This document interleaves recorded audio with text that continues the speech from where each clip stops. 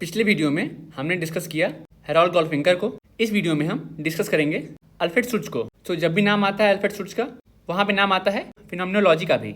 सो देखते हैं क्या होता है और क्या बात करते हैं शुट्ज। वीडियो स्टार्ट करने से पहले आप वीडियो पॉज करके अबाउट मी में मेरे बारे में जान सकते हैं। फिनोमिनोलॉजी एक सोशल साइकोलॉजिकल पर्सपेक्टिव है। कैसे सोशल है और साइकोलॉजिकल है? सोशल मीन्स हमारा आउटर का एरिया, हमारा इन्वायरमेंट, जिससे हम प्रभावित होते हैं और इंटरेक्ट करते हैं। साइकोलॉजिकल कैसे है? हम जो अपने माइंड में सोचते हैं, जो हमारा एक्सपीरियंस होता है, कॉन्शियसनेस होता है, उसको स्टडी करता है, इसलिए ये साइकोलॉजिकल है। तो इन दोनों को जब हम मिला देते हैं तो बन जाता है सोशियो साइकोलॉजिकल पर्सपेक्टिव। ये जो टर्म है फिनोमिनोलॉजी, इसको सबसे पहले यूज किया था हेगल ने फिनोमिनोलॉजी ऑफ माइंड 1807 में। बट जो इसके फाउंडर हैं वो एडमंड हसरेल हैं और जो इसके फादर माने जाते हैं वो अल्फ्रेड शुट्ज माने जाते हैं। अब देखते हैं फिनोमिनोलॉजी आया कहाँ से। ये आया है फेनोमिनो से, जिसका मतलब होता है दैट विच अपीयर्स, वह जो हमें दिखता हो, और लोगस का मतलब होता है टू स्टडी। तो जो हमें दिखता हो उसका स्टडी करना ही फिनोमिनोलॉजी कहलाता है। एक लाइन में समझना हो तो क्या समझेंगे? It is a philosophical study of the structures of experience and consciousness. ये एक फिलोसॉफिकल स्टडी है किस चीज का? एक्सपीरियंस और कॉन्शियसनेस के स्ट्रक्चर का। अगर एमसीक्यू में पूछा जाता है कि पॉजिटिविज्म का अपोजिट पर्सपेक्टिव क्या है, तो वो होता है फिनोमिनोलॉजी। और इस तरह पूछ सकता है which is the most radical departure from the scientific quantitative methodology. तो साइंटिफिक क्वांटिटेटिव मेथोडोलॉजी जो होती है वो होता है पॉजिटिविज्म का, और उसका रेडिकल डिपार्चर है फिनोमिनोलॉजी। ऐसा क्यों है?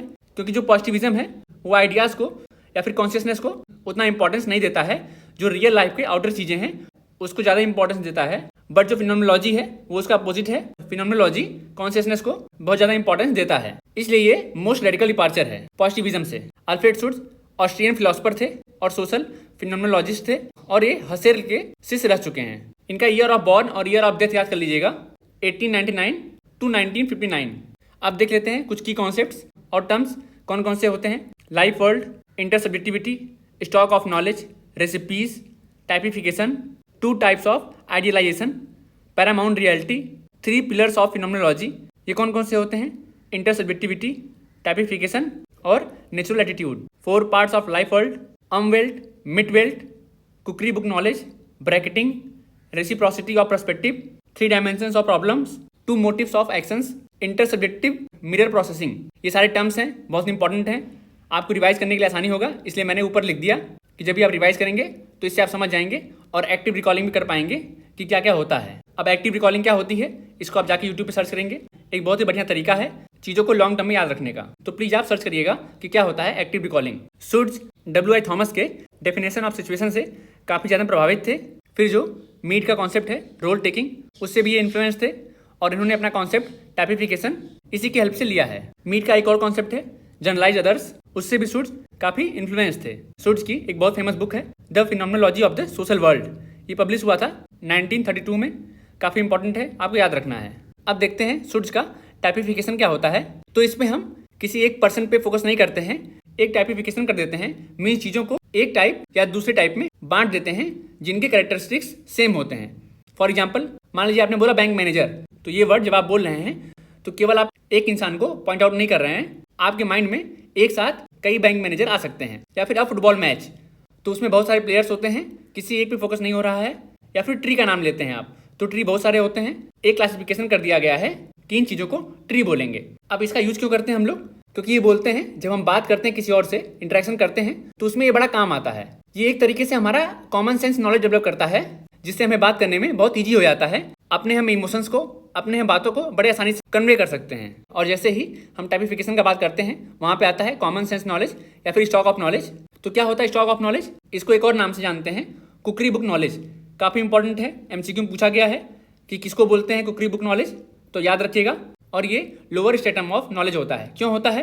क्योंकि इस नॉलेज को लेने के लिए हम क्वेश्चनिंग नहीं करते हैं। जो भी हमें सोसाइटी सिखाती है उसको हम एज इट इज ले लेते हैं, और उसके बाद हम उससे अपना इंटरेक्शन स्टार्ट करते हैं। एग्जाम्पल के लिए मान लीजिए कोई बोला ट्री या फिर एप्पल, तो जैसे हम पैदा हुए हमने पूछा नहीं कि इसको आपने एप्पल क्यों बोला, ये APPLE क्यों होता है, या फिर जो रेड वाला है उसी को एप्पल क्यों बोलते हैं। हमने उसको एक्सेप्ट कर लिया और हम लगातार यूज करते जा रहे हैं। एप्पल इसको बोलते हैं, ट्री इसको बोलते हैं, तो इसी को बोलते हैं स्टॉक ऑफ नॉलेज। ये हेल्प करता है टाइपिफिकेशन में और हमारी बातों को कन्वे करने में। फिर नेक्स्ट टर्म है इंटरसब्जेक्टिविटी। अब चाहूँ तो मैं इसमें बहुत लंबा लेक्चर दे सकता हूँ, बट उससे MCQ लगाने में आपकी भलाई तो नहीं होने वाली है, इसलिए बहुत ही शॉर्ट वे में समझा रहा हूँ क्या होता है टाइपिफिकेशन, इंटरसब्जेक्टिविटी या फिर स्टॉक ऑफ नॉलेज, तो थोड़ा ध्यान से पढ़िएगा और समझने का ट्राई करिएगा। सो ऐसा प्रोसेस जिसके थ्रू एक इंडिविजुअल दूसरे इंडिविजुअल के एक्शंस को और एक्सपीरियंस को समझने का ट्राई करता है सोसाइटी में, उसी को बोलते हैं इंटरसब्जेक्टिविटी। सो ये एक प्रोसेस है जो हमें समझने में मदद करता है दूसरे के एक्शन को और उनके एक्सपीरियंस को, इसको बोलते हैं इंटरसब्जेक्टिविटी। नेक्स्ट टर्म है ब्रैकेटिंग। ये जो कॉन्सेप्ट है इन्होंने बोरो किया था एडमंड हसरेल से, और जो एक कॉन्सेप्ट है लाइफ वर्ल्ड, ये भी दिया गया है हसरेल द्वारा। तो अगर पूछा गया कि लाइफ वर्ल्ड टर्म कौन कॉइन किया था तो वो हसरेल हो जाएंगे। क्या होता है ब्रैकेटिंग? इसमें जब हम बात करते हैं लोगों से तो जो हमारे प्री कंसीव नोशंस होते हैं या फिर एजम्पशंस होते हैं उनको हम साइड कर देते हैं, जिससे हम अच्छे समझ पाएं कि सामने वाला बंदा किस वे में बात करना चाह रहा है, क्या वो कन्वे करना चाह रहा है, वो समझने में हमें बड़ी आसानी हो जाए। तो हमारा जो पर्सनल बायस है उसमें हम ब्रैकेट लगा देते हैं। ब्रैकेटिंग का मतलब बंद कर देना, उसको हम बंद कर देते हैं और ये समझने का ट्राई करते हैं कि सामने वाला क्या बताना चाह रहा है। एग्जाम्पल के लिए समझाता हूँ आपको। मान लीजिए मैं हूँ और मैं आपको ये चीज़ पढ़ा रहा हूँ, शायद ये सब आप पहले पढ़ चुके होंगे, बट फिर भी आप मेरा वीडियो सुन रहे हैं ये समझने के लिए कि शायद कुछ नया मिल जाए और शायद ये किसी और तरीके से पढ़ाए जिससे आपकी नॉलेज में थोड़ा सा एडिशन हो पाए। तो आपने अपने प्रीवियस नॉलेज के ऊपर ब्रैकेट लगा दिया, मीन्स उसको असाइड कर दिया, इसी को बोलते हैं ब्रैकेटिंग। नेक्स्ट टर्म है रेसिपीज। ये क्या होता है? जैसे हमारा स्टॉक ऑफ नॉलेज होता है ना, वैसे ही आता है रेसिपीज। अच्छा, घर में आप देखे होंगे जो हमारे लिए खाना बनाते हैं वो बोलते हैं इसका रेसिपी क्या है खाना बनाते वक्त, मीन्स कौन कौन से इंग्रेडिएंट्स कब कब यूज़ किए जाएंगे और कैसे यूज किए जाएंगे, उसी को बोलते हैं वहाँ पे रेसिपी। वैसे यहाँ पे भी है कौन सी बातें कब करनी है और किससे करनी है, इसी को बोलते हैं रेसिपीज। तो मान लीजिए हम किसी प्रोफेसर से बात करने जा रहे हैं तो पहले से हम फिक्स कर लेंगे यार करके या फिर कोई नॉर्मल वर्ड से बात नहीं करेंगे, बहुत ही रिस्पेक्टफुल्ली एक ऑफिशियल वे में बात करेंगे। तो ये हमारा रेसिपी हो गया, एक ऑफिशियल वे में सही तरीके से बात करना। तो ये रूटीन एक्शन के अंदर आते हैं जिसको हम बार बार परफॉर्म करते हैं। नेक्स्ट टर्म है अमबेल्ट। ये क्या होता है? वी रिलेशन, मीन्स जिसके साथ हमारी हम की भावना रहे और जिससे हम फेस टू फेस इंटरेक्शन करें उसको बोलते हैं अमबेल्ट। इसी का अपोजिट होता है मिटवेल्ट। इसमें क्या होता है? ये होता है दे रिलेशन, मीन्स दूसरे लोग, और इनसे हमारा फेस टू फेस इंटरेक्शन नहीं होता है। ये दो टर्म्स थे और इसमें डिफरेंस था, आपको याद रखना है जिससे आपका गलत ना हो एमसीक्यू। नेक्स्ट टर्म है रेसिप्रोसिटी ऑफ पर्सपेक्टिव। नाम से मालूम चल रहा है रेसिप्रोसिटी मीन्स दो लोग जब बातें करते हैं म्यूचुअल अंडरस्टैंडिंग, उसी का यूज यहाँ पे करते हैं। इसमें मान लीजिए दो लोग बात कर रहे हैं तो हम ट्राई करेंगे दोनों लोग का जो कन्वर्सेशन है वो सेम थिंग के ऊपर हो, और अगर हल्का हल्का हमारे थॉट्स वेरी भी करते हों फिर भी हम सामने वाले की बातों को एक्सेप्ट करेंगे और उसी हिसाब से हम अपना कन्वर्सेशन आगे बढ़ाएंगे। अगर ऐसा नहीं होता तो हमारी कन्वर्सेशन कभी आगे बढ़ ही नहीं पाएगी। दोनों लोग को एक दूसरे का समझना पड़ेगा स्टैंड पॉइंट को, इसी को बोलते हैं रेसिप्रोसिटी ऑफ पर्सपेक्टिव, एक दूसरे के पर्सपेक्टिव को समझना। इसके लिए दो चीज़ें बहुत इंपॉर्टेंट होती हैं, दो चीज़ें होनी ही चाहिए। अगर ये नहीं रहेंगी तो रेसिप्रोसिटी ऑफ पर्सपेक्टिव मीन्स हमारी कन्वर्सेशन आगे नहीं बढ़ पाएगी। कौन कौन सी दो चीज़ें हैं? इंटरचेंजेबिलिटी ऑफ व्यू पॉइंट्स और दूसरा क्या है? Agreement of relevance system. तो ये दो टाइप के आइडियलाइजेशन है जिसके थ्रू हमारा रेसिप्रोसिटी ऑफ पर्सपेक्टिव आगे बढ़ता है। क्या होता है देखते हैं। पहला वाला तो बहुत ईजी है, नाम से मालूम चल रहा है interchangeability of view points, means हमारा जो व्यू पॉइंट है, जो हमारा थॉट है उसका इंटरचेंज हो, एक दूसरे से आदान प्रदान हो और हम समझ पाएं कि सामने वाला किस वे में बात करना चाह रहा है, ये होना जरूरी है। और दूसरी चीज़ क्या होनी चाहिए? Agreement of relevance systems.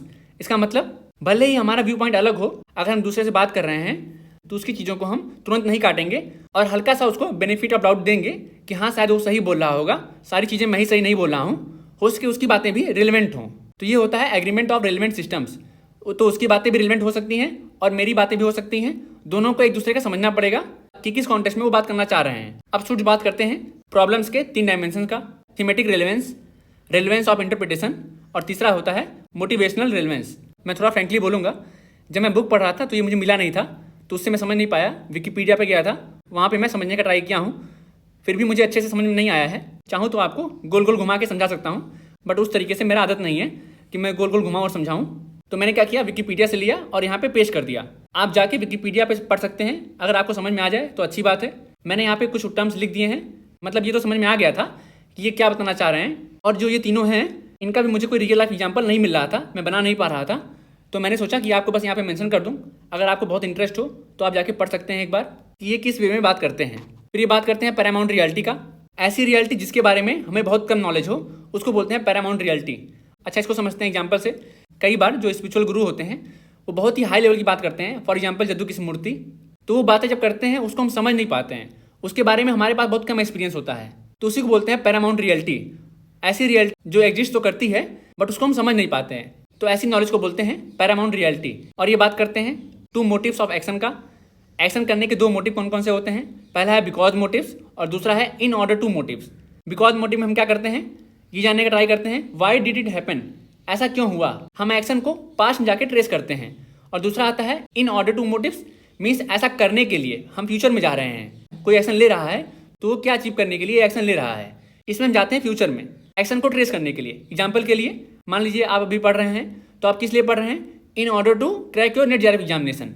तो हम जाएंगे फ्यूचर में आपके कि आखिर कुछ ना कुछ होगा जिसकी वजह से आप पढ़ रहे हैं, तो वो आपका हो जाएगा in order to motives, means आपका नेट जेआरएफ गोल है इसलिए आप पढ़ाई कर रहे हैं। और ऐसा भी हो सकता है कि आपको कोई बोल दिया हो, ताने मार दिया हो, टॉन्टिंग कर दिया हो कि आप पढ़ते लिखते नहीं हो, तब भी आप पढ़ रहे हो, तो वो पास्ट एक्सपीरियंस था, आपके पास्ट में कुछ ऐसा हुआ जिसकी वजह से आप एक्शन ले रहे हैं, तो हो जाएगा बिकॉज मोटिव्स। इस तरीके से लगभग सारे कॉन्सेप्ट हमने डिस्कस कर लिए सूर्य के। इससे ज़्यादा पूछता नहीं है, अगर पूछेगा तो सबको दिक्कत आएगी, केवल आप ही नहीं रहेंगे। इसको आप अच्छे से रिवाइज कर लीजिएगा, आपका काम हो जाएगा। आप इसका PDF आपको मिल जाएगा टेलीग्राम चैनल पे, जाके आप डाउनलोड कर लीजिएगा। नोट्स बनाने की आपको जरूरत नहीं पड़ेगी। ये सारी बुक्स हैं सूर्य की, सबको आपको याद करनी है, क्रोनोलॉजी वाइज हैं, कई बार पूछा गया एग्जाम में, तो लापरवाही मत करिएगा।